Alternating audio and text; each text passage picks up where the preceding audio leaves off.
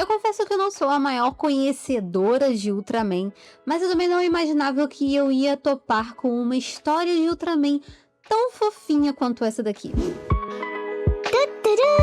Mas porra, eu sou a Juliana, esse aqui é o Zona C, e eu estou cá para falar a respeito de Ultraman Rising, dar o meu parecer e falar sobre a história dessa animação que saiu na Netflix em 2024, foi no ano passado. Nossa, Juliana, mas você demorou esse tempo todo para assistir esse filme? Sim, eu demorei porque, sei lá, por que eu não assisti antes. E eu confesso que eu me arrependi de não ter assistido antes, ou também não me arrependi, porque talvez eu tenha assistido no tempo certo. Enfim, o importante é que eu assisti e eu estou aqui para falar a respeito dele. Caso você não saiba, tem algum tempo que eu trago algumas coisas relacionadas a Tokusatsu aqui no canal. Porque eu comecei a assistir Tokusatsu há algum tempo, comecei com Kamen Rider, com Garou, assisto Ultraman, não sou a maior fã de Super Sentai, mas estamos aí, estou acompanhando aí o Gozyuger, inclusive eu tô um pouco atrasada com Gozyuger e Kamen Rider Gabo, mas eu vou botar em dia. Mas enfim, não é sobre isso que eu quero falar hoje. Inclusive, já te convido a conhecer mais o conteúdo aqui do canal, caso você goste dessas coisas de Tokusatsu, goste de anime também, goste de umas recomendações diferentes, já chega aqui, se inscreve no canal caso você não seja inscrito. Deixa seu like aqui no vídeo também para ajudar o meu trabalho aqui no YouTube e já comenta aqui embaixo se você assistiu Ultraman Rising e qual foi a sua percepção para você comparar com a minha opinião lá mais pro final, beleza? Então vamos lá para a história de Ultraman Rising. Bom, pela sinopse nós temos ali o Ken, que é um garoto que é jogador de beisebol, que tá retornando para o Japão para poder jogar na liga japonesa, né? Tipo, e ele era, tipo, um puta jogador lá nos Estados Unidos, reconhecidíssimo, e resolve do nada voltar pro Japão para jogar na liga japonesa. Em contrapartida, nós vemos que o Ultraman tá meio que voltando a aparecer no Japão também, por causa do que os kaijus estão reaparecendo, eles precisam ser derrotados, né? E nós temos o Ultraman pra poder derrotar os kaijus. Só que o Ultraman que tá derrotando aqueles kaijus tá meio daquele jeito, meio estranho, assim, a população tá reconhecendo que o Ultraman está esquisito. Então, né, a população acaba que começa a ir contra o Ultraman e começa a dar força à KDF, que é a agência que defende a população contra os kaijus, e a gente tem essa movimentação esquisita aí. E aí, obviamente, a gente sabe, né, que o Ken é o Ultraman que a gente tem aqui na história. Só que, ao mesmo tempo, nós tínhamos um outro Ultraman, que era nada mais, nada menos que o pai dele. E isso é uma coisa que eu não sabia. Eu não sei se existe alguma série de Ultraman que tem um plot parecido com isso, de que os poderes passam de pai para filho. Se você assistiu mais Ultramans, me conta aqui embaixo se tem algum Ultraman que tem esse plot aí. Mas vamos continuar. O Ken, ele não fala com o pai dele, porque ele e a mãe acabaram se mudando dali do Japão. Foram pra América porque o Ken ia perseguir o sonho dele de jogador de beisebol.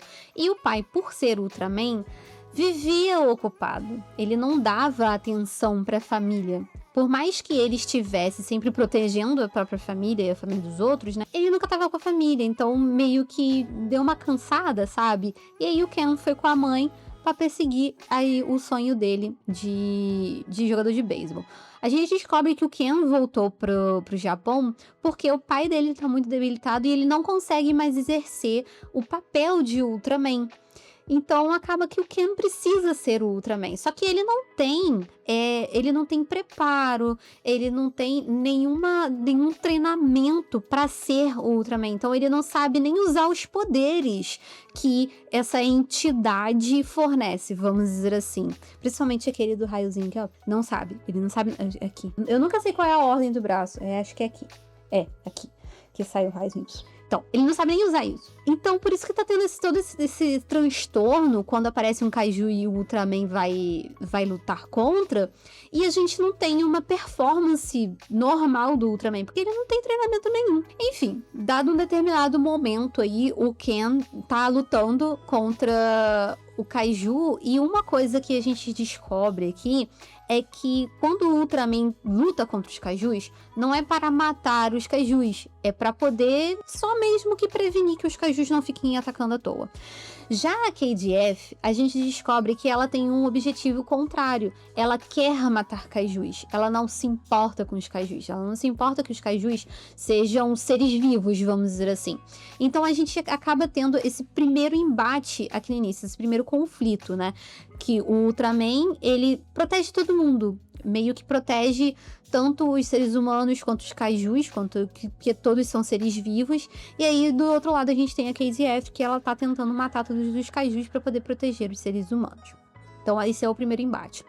O segundo embate, a gente tem ali do Ken com o pai, né? Porque o pai ausente, o Ken tá puto, porque a mãe dele sumiu também, ele acha que o pai dele cagou por aquilo ali. Então, assim, olha, você não foi nem atrás da minha mãe, por que eu vou te dar atenção? E aí a gente tem o plot meio que principal da história, que é, em uma das lutas do Ultraman, do Ken, ele acaba salvando um ovo de kaiju. E esse ovo acaba chocando com ele. E que vem um baby kaiju, que é uma coisa fofíssima. É muito, muito, muito fofa. Cara, ela é um filhote de Gigantron, né? Que é basicamente quase um kaiju dragão, parece. E aí vem aquela coisa fofa. Cara, eu nunca imaginei que eu ia achar um kaiju tão fofo igual eu achei esse filhote de Gigantron.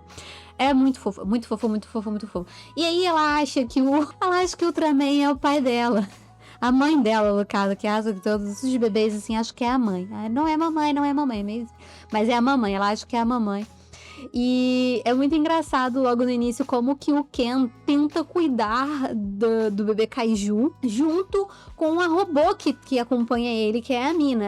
Ele tem tipo uma robô de inteligência artificial que fica acompanhando ele em todos os lugares. E ela ajuda até ele como Ultraman e agora tá ajudando a cuidar de uma baby kaiju.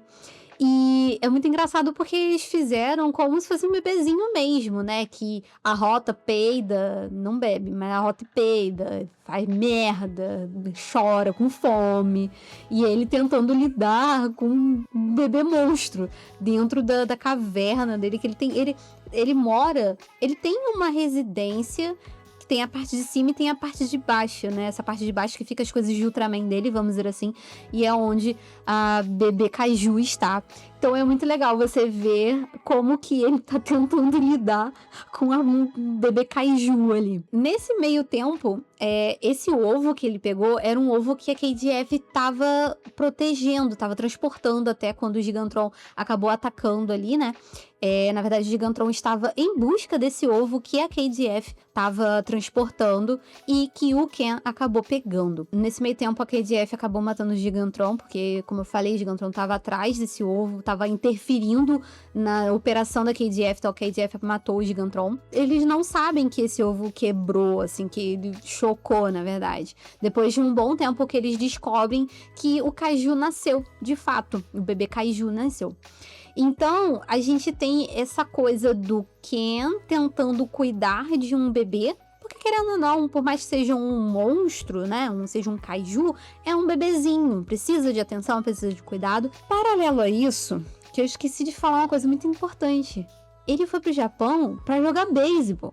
Ele tá tendo que lidar com a carreira dele também. Só que ele está na merda, porque ele tá tendo que cuidar de um bebê. E isso desgasta pra cacete. Agora imagina ele que não dorme, mas ele tem que lidar com um bebê de 50 metros de altura. Não sei quantos metros de altura tem a bebê kaiju, mas ela é muito grande. Pra um humano, ela é um gigante. E aí ele tá tendo que lidar com um bebê e ainda tem que lidar com o campeonato que ele tá participando. Então a gente tem a mídia contra o Ken, porque o Ken não está se desempenhando bem durante o campeonato, né? Obviamente, porque ele só tá cansado. Ele não existe, porque ele tá conciliando o papel de mãe, o papel de Ultraman, porque ele ainda tem que lidar com o kaiju que aparece, porque continua aparecendo kaiju, os kaijus não param de aparecer, e ainda tem que lidar com a KDF tentando matar todos os kaijus. Então, assim, ele tá vivendo uma vida tripla ali. A vida pra ele não existe. É só o que tem ali, só o que tá rolando.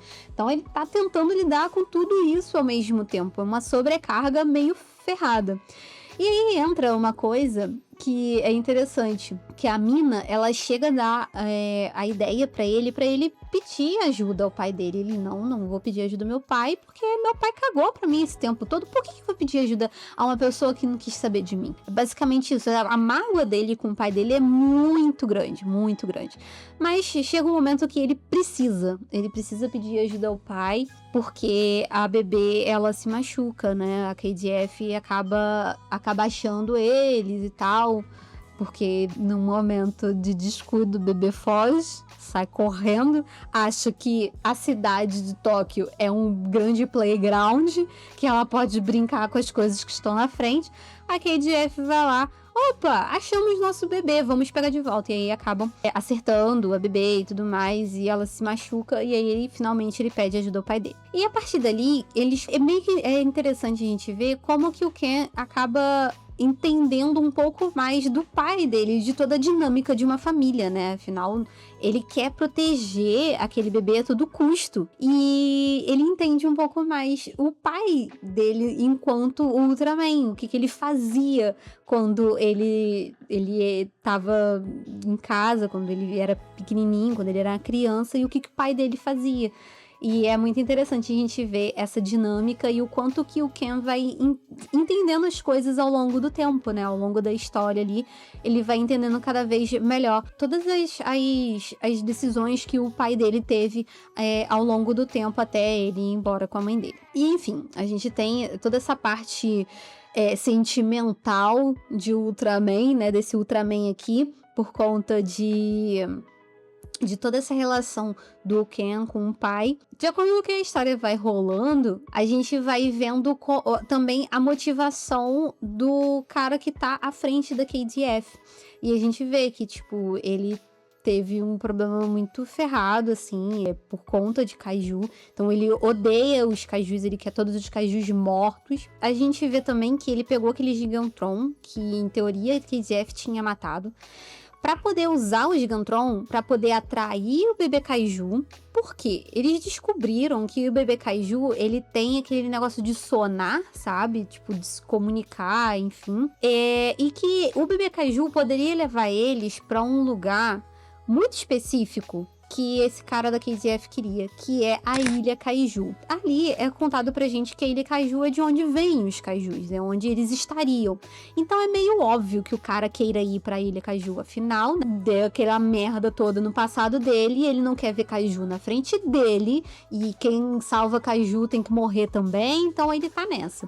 Então ele quer porque quer ir pra Ilha Kaiju pra exterminar, fazer um extermínio. Então a gente tem essa luta aí da KDF contra o Ultraman querendo proteger a bebê, a KDF querendo pegar a bebê.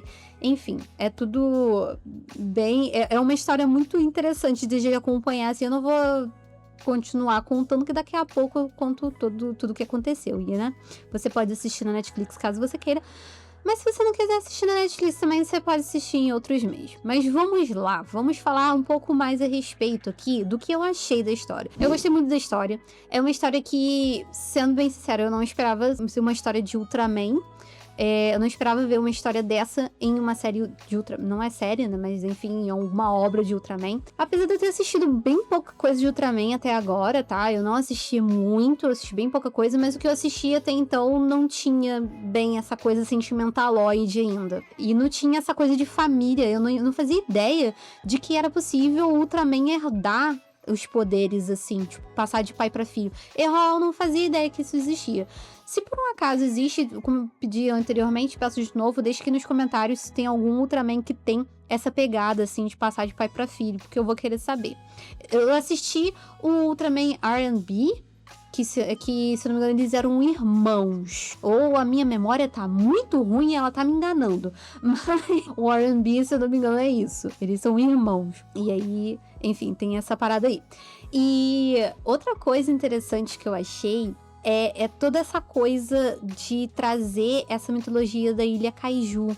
Eu fiquei bem interessada nessa parte. Eu não sabia que existia a Ilha Kaiju também. De pouca coisa que eu assisti de Ultraman, eu não lembro de terem mencionado a Ilha Kaiju.